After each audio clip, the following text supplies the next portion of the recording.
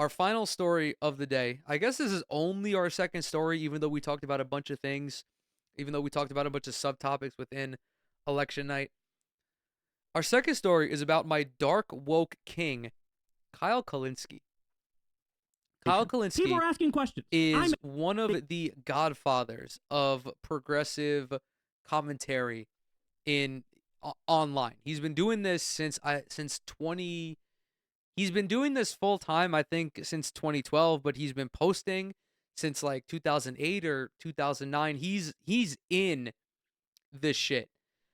Full disclosure, I am biased towards Kyle Kulinski, not only on an ideological basis, but also on the fact that he was my entry point into progressive politics. Kyle Kulinski came into my algorithm back in 2017, 2018 by way of Joe Rogan, of all people. Kyle was a multiple time guest on Joe Rogan.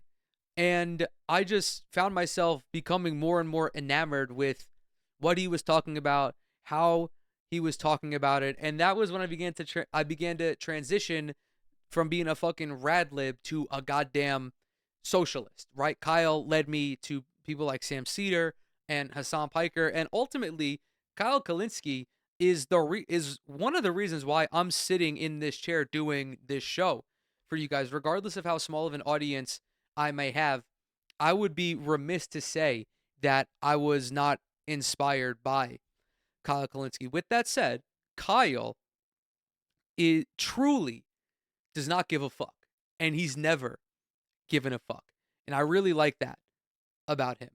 He is a deranged poster, and I mean this in the most affectionate way possible. And his postings have only gotten more and more unhinged as Trump has been president, and for obvious reasons. But he's been posting some crazy shit on the timeline, especially in regards to Erica Kirk and how she seemingly moved on from JD Vance.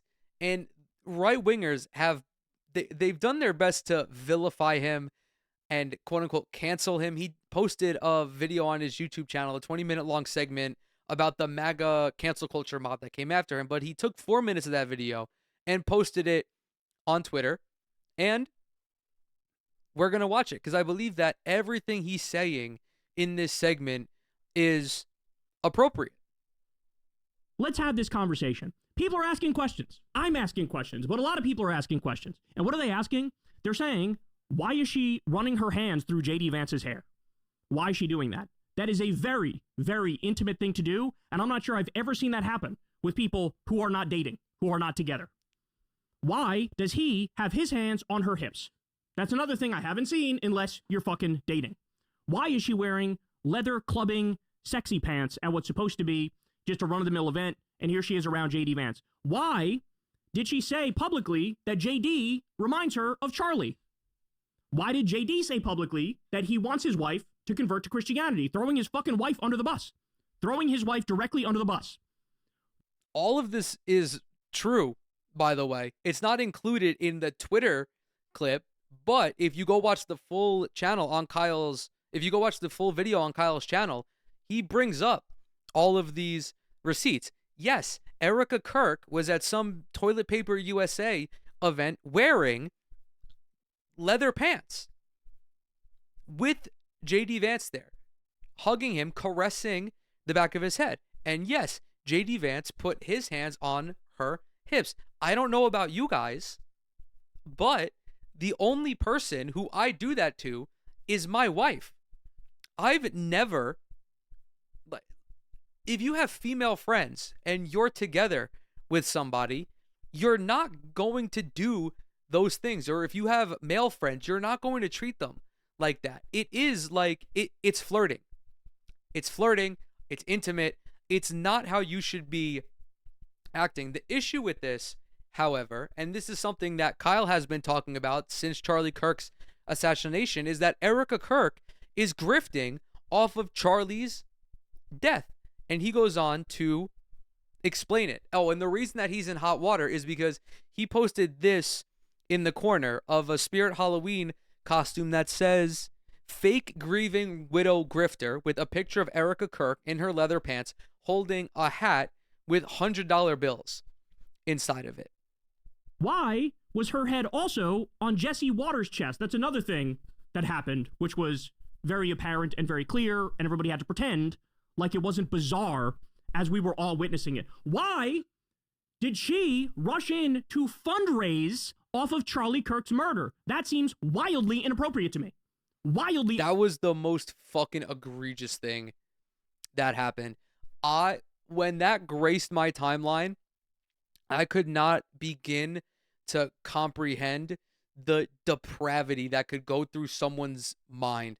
Your fucking husband got his shit blown smooth off, and 3 fucking days after it happened, you're online asking for money, not for Charlie's funeral costs, not to help support his wife and 2 children, but to continue his mission by donating to Toilet Paper USA.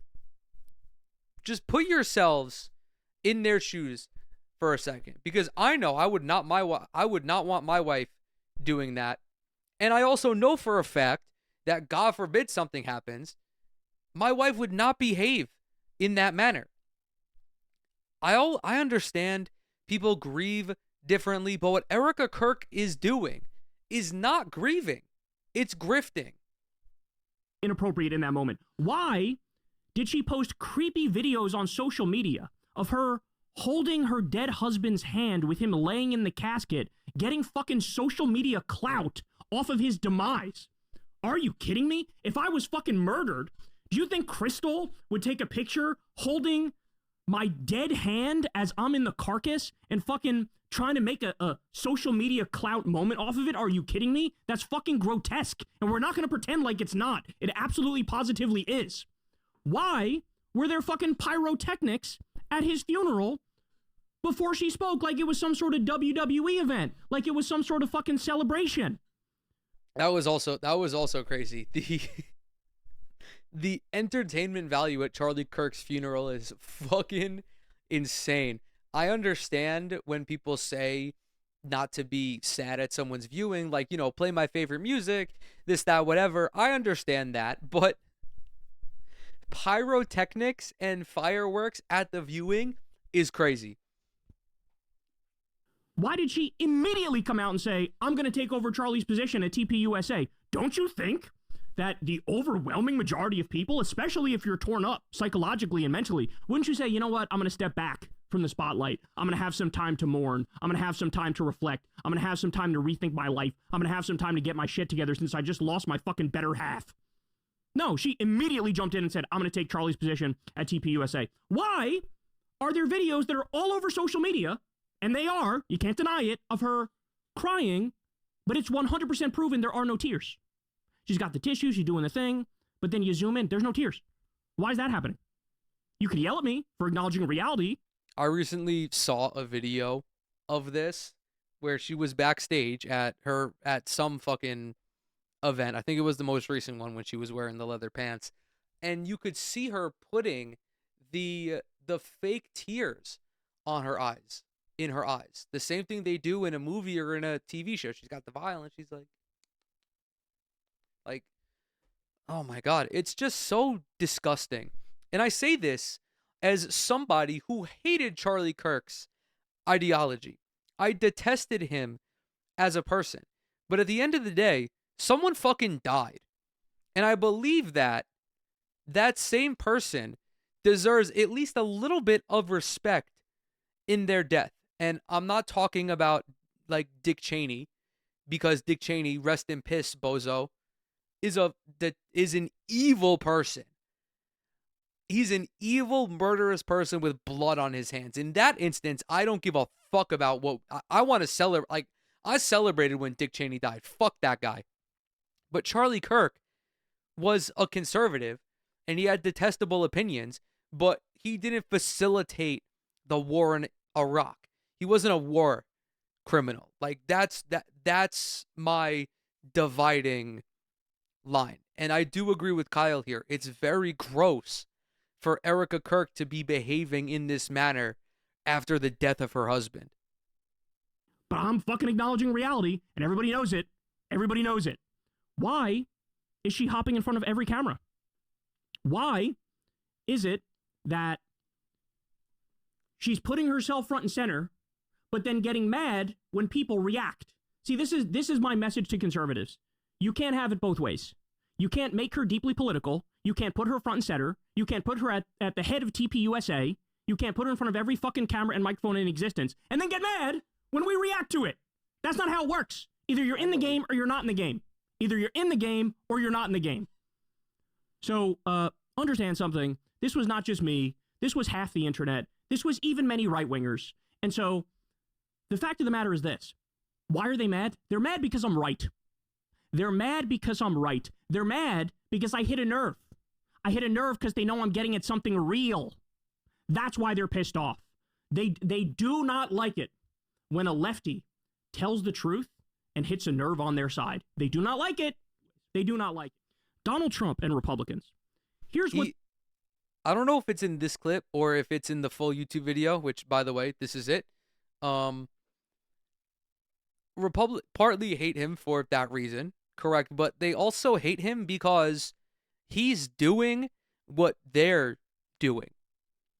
He used an example of based Mike Lee, and I'll pull it up on his Twitter account, where Mike Lee said, like, oh, Kyle is such a scumbag for posting like this. And Kyle responded and said, basically, fuck you, you're a cunt, go fuck yourself, and posted a picture of the tweet that Mike Lee posted of Nightmare on Wall Street after Melissa Hortman got assassinated by a right-wing lunatic. Republicans want to be able to do things and not have anybody respond to it. They just want to be able to behave as children or in an unhinged manner, and they want to be able to bully people without any retaliation. I think of one time, I think of the video of Zach Randolph and DeMarcus Cousins. Zach Randolph, I'm talking for anyone who's unfamiliar. Zach Randolph and DeMarcus Cousins are both former NBA players. DeMarcus Cousins had a reputation of being a little bit of a hothead on the court. Very exceptionally talented basketball player, but did have a temper. Zach Randolph, there's this very famous clip of them together standing. They're lined up for a free throw.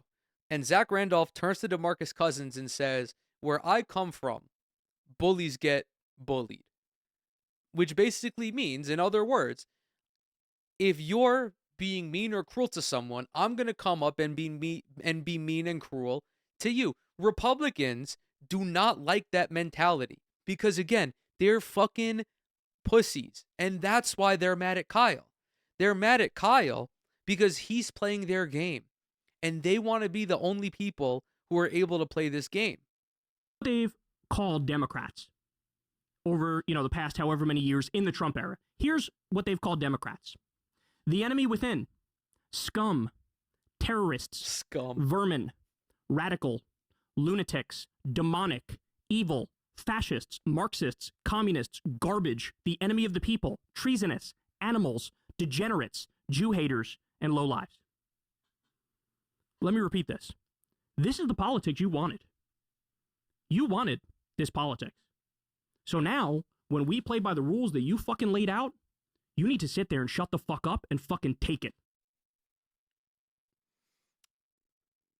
Legendary stuff from Kyle over these last couple of days. It's fucking tremendous. It's fucking tremendous. Here it is. Okay, so this was on November 2nd. Kyle's thing is he will just... Oh, that's right, it was on Halloween. Yes, it was about a week ago. Okay. Kyle's thing is he will just post, right? And he says this in his response video, like, he will see a meme, he'll pluck it, thank you for this meme, it is mine now, and he'll post it. This is not his meme. He said, the watermark is in the bottom. It's Paulie Tix. Mike Lee, senator from Utah, says, How would the media respond to this post had Charlie been a Democrat? 3.1 thousand likes. Kyle responds, shut your snowflake bitch ass up. Edgy jokes are fine for you, but not leftist. Based Mike Lee votes for endless war and stealing healthcare from 17 million people, but I'm the problem? Fuck you. Retire, you cunt. With the picture of Nightmare on Wall Street, 68,000 likes. He put this bitch Mike Lee in his fucking place because Mike Lee is a fucking loser. I don't have anything else to add. Kyle said it perfectly. This is how Republicans have been playing politics since the first Trump administration. Leftists, liberals are now playing those politics back, and they're fucking mad because they can't take it, because they're snowflake bitches.